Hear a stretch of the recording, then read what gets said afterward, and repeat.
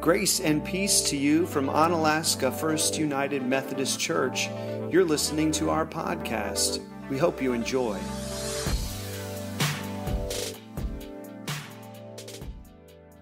Happy Mother's Day. It is Mother's Day. For a lot of people, this day brings a lot of joy because you have fantastic memories of your own mother. And Mother's Day is just good for that reason. For other people, Mother's Day is good because raising your children was the highlight of your life. Maybe you're still raising them. And it's been the best thing. And so Mother's Day is just like the one day that you get the recognition of being a mom.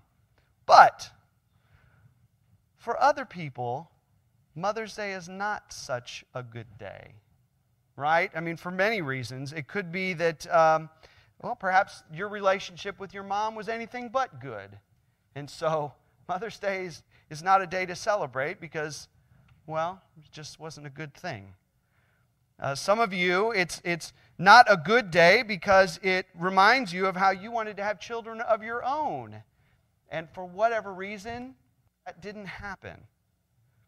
Or perhaps, and I know this is true for some of you, Mother's Day is not a good day because you're sitting here this morning and this is the first Mother's Day you've been away from your mom because she has gone on to be with the Lord.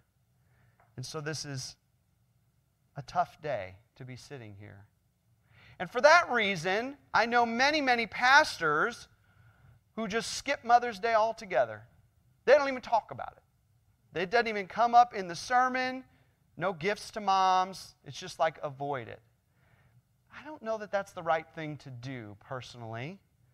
Because as the prayer said that I just prayed a while ago, at least we can say we are sitting here today because there was a mother who brought us into this world at some point. Whether you knew her or not, somebody gave birth to you.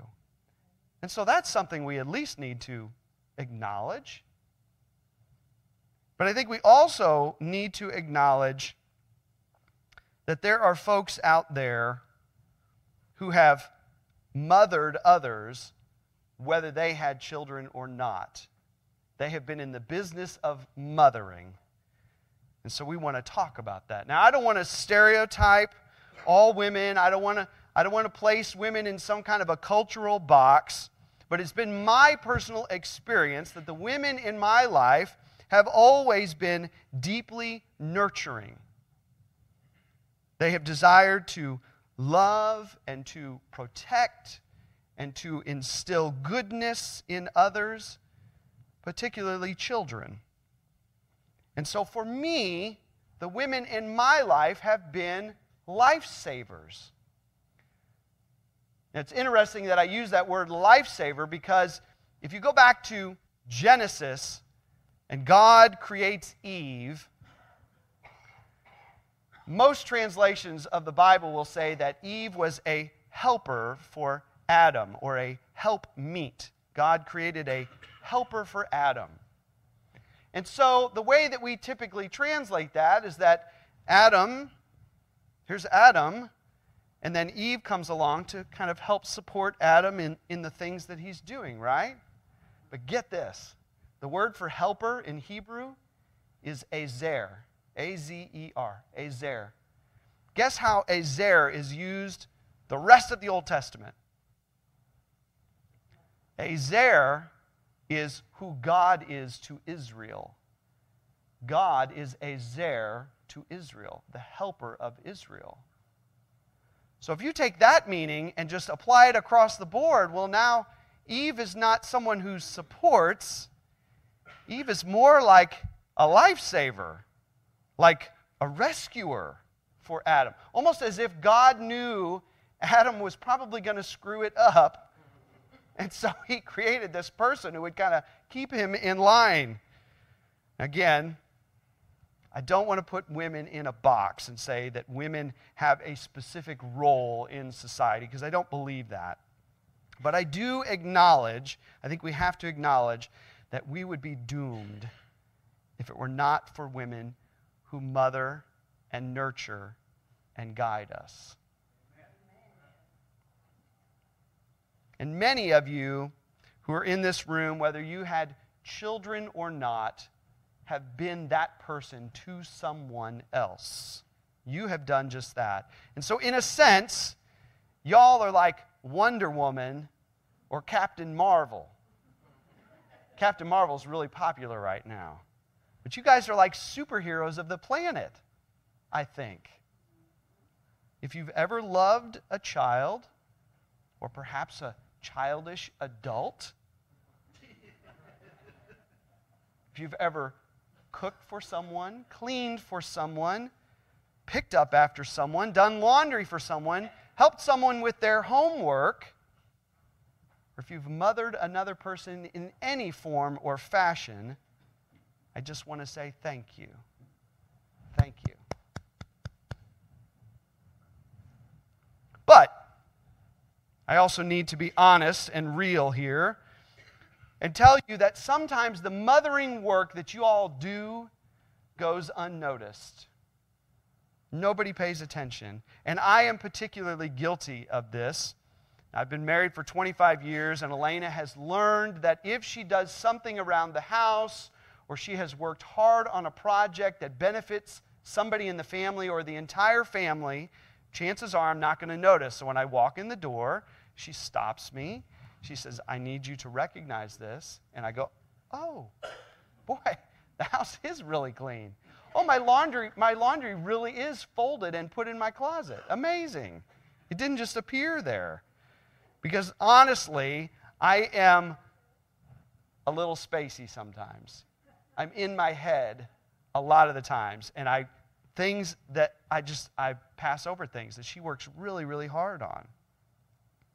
And so because I think I am probably not the only person in this category, but there may be others in here that don't recognize the work that other people do for them, I want to tell you a story about a mom in the Bible that even today, she goes unnoticed. She's just a blip in the Bible. We pass over her story all the time, but she was a fierce mother. She was thrust into motherhood against her will.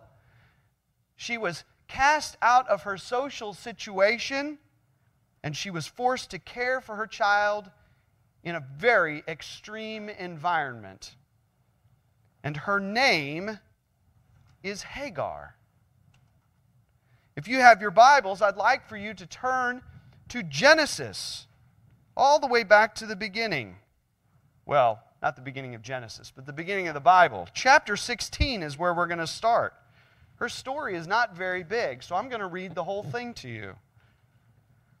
This is what it says in Genesis chapter 16. Now, Sarai, Abram's wife, had borne him no children, but she had an Egyptian slave named Hagar. So she said to Abram, "The Lord has kept me from having children. Go sleep with my slave. Perhaps I can build a family through her." Abram agreed to what Sarai said. Of course he did. So after Abram had been living in Canaan 10 years, Sarai, his wife, took her Egyptian slave Hagar and gave her to her husband to be his wife. He slept with Hagar and she conceived. When she knew she was pregnant, she began to despise her mistress. Then Sarai said to Abraham, "You are responsible for the wrong I am suffering. I put my slave in your arms, and now that she knows she's pregnant, she's despising me. May the Lord judge between you and me." "Your slave is in your hands," Abram said. "Do with her whatever you think is best." Then Sarai mistreated Hagar, so she fled from her. The angel of the Lord found Hagar near a spring in the desert. It was the spring that is beside the road to Shur. And he said, "Hagar, slave of Sarai, where have you come from and where are you going?" "I'm running away from my mistress Sarai," she answered. Then the angel of the Lord told her, "Go back to your mistress and submit to her." The angel added, "I will increase your descendants so much that they will be too numerous to count." The angel of the Lord also said to her, "You are now pregnant, and you will give birth to a son. You shall name him Ishmael, for the Lord has heard of your misery. He will be a wild donkey of a man. His hand will be against everyone, and everyone's hand against him, and he will live in hostility toward all his brothers. She gave this name to the Lord who spoke to her, "You are the God who sees me."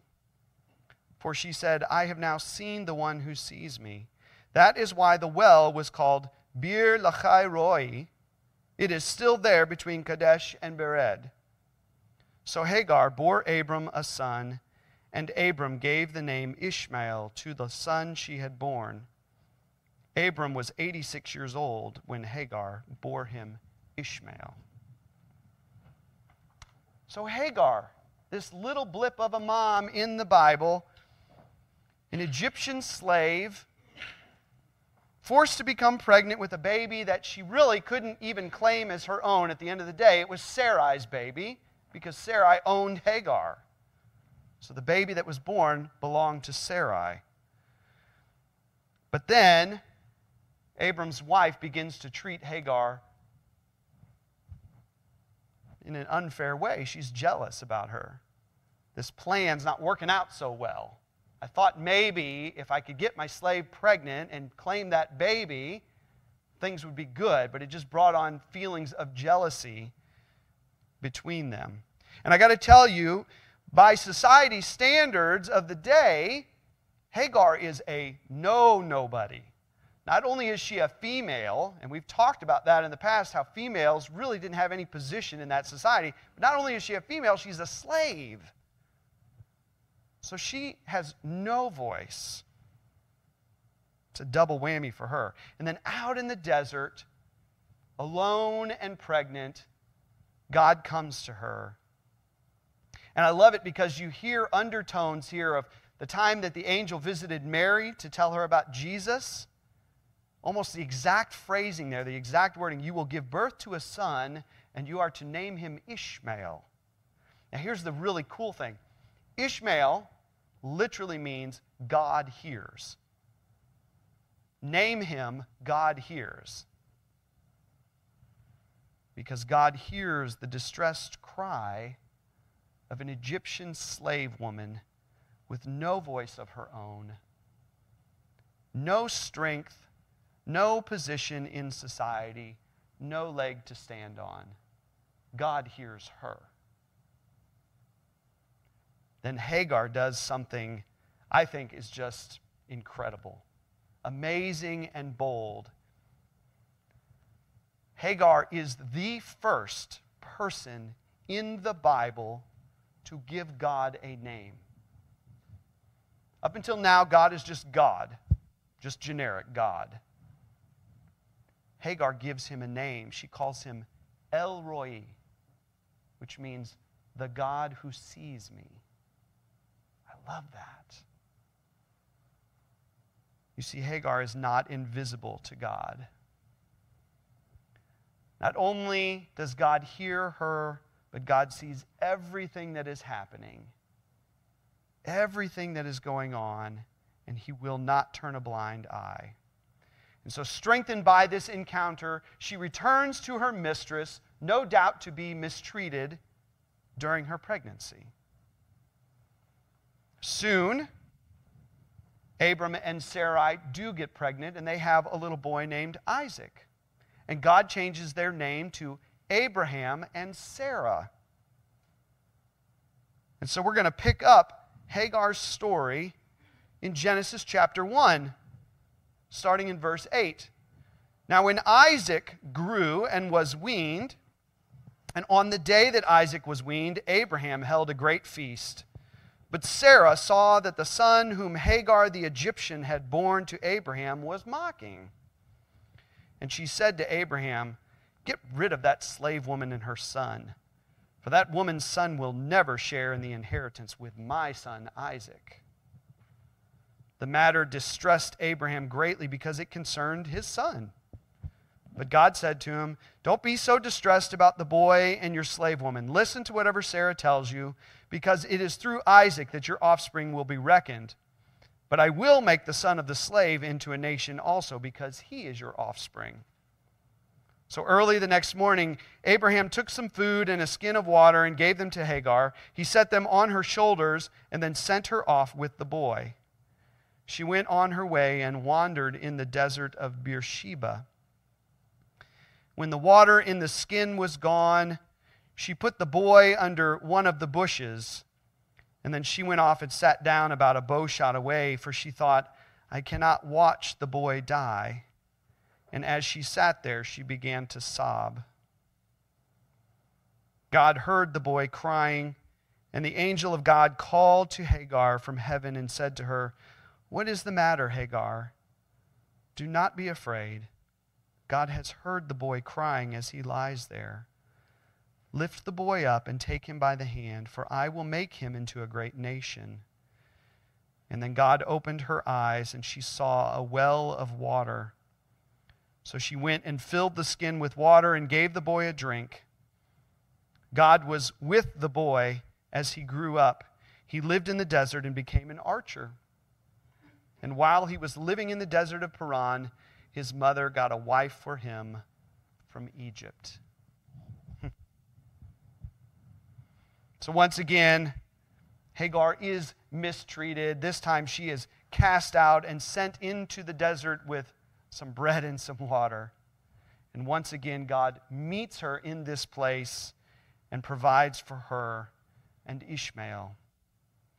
And the last we see of Hagar, well, she's finding a rescuer for her son, a wife. And after that, she's lost in history. We don't hear from Hagar anymore. But my goodness, what a story that is. What a legacy to leave. She never left her son. She never gave up on him. Even when the father of her child wouldn't support her and chose the other woman. I mean, this is like a straight up soap opera here. We got all the elements we need for a good drama, right? You've got a marriage and a second woman. You've got an illegitimate child, a deadbeat dad, a single mom with no support.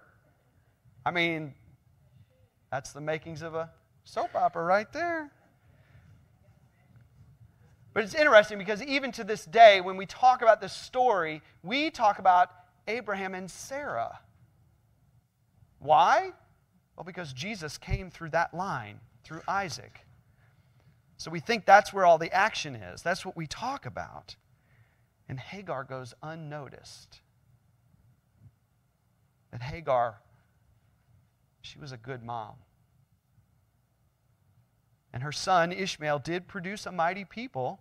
Legend tells us that this is where our Muslim brothers and sisters come from. But God saw her. God loved her. God took care of her.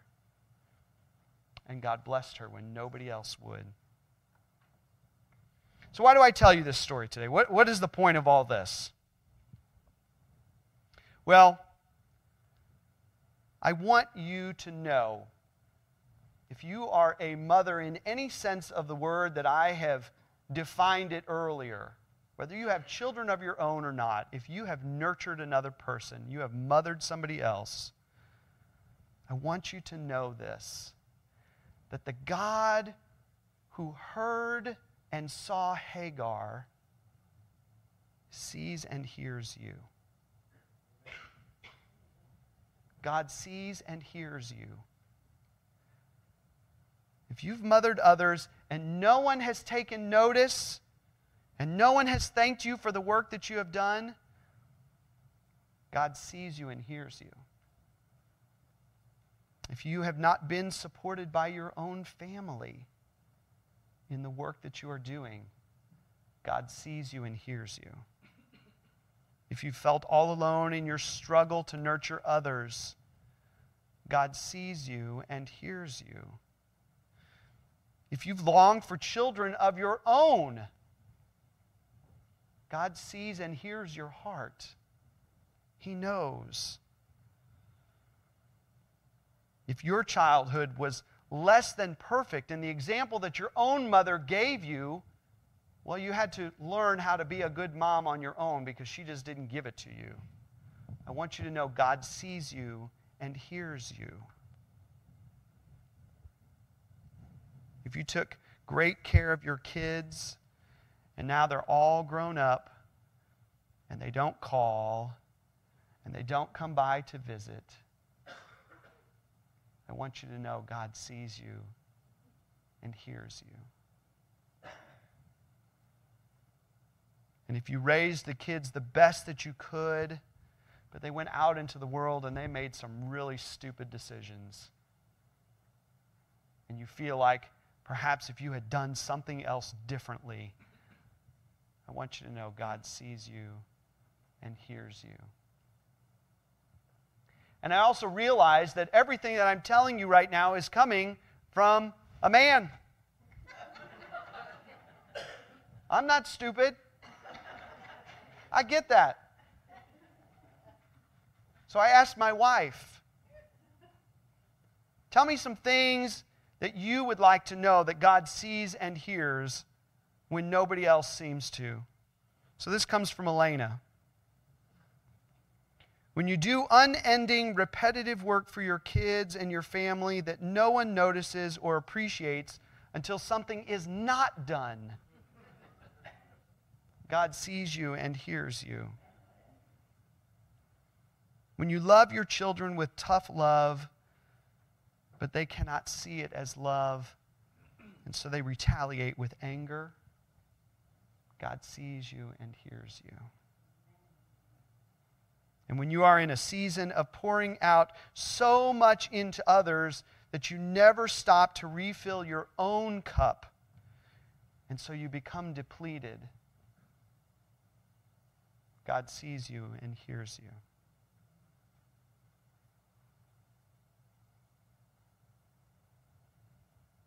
Ladies, and really, I guess the way I'm defining this, men could be good mothers too, perhaps.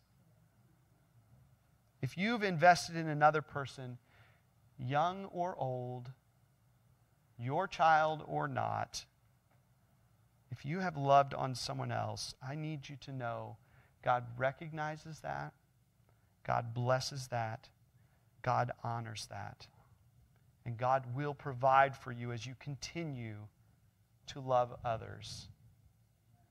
And so what I want to say to you is, don't give up on us. Please don't quit on us. We can be hard-headed sometimes, but please don't ever quit because we love you and we thank God for you. In the name of the Father, Son, and Holy Spirit. Amen.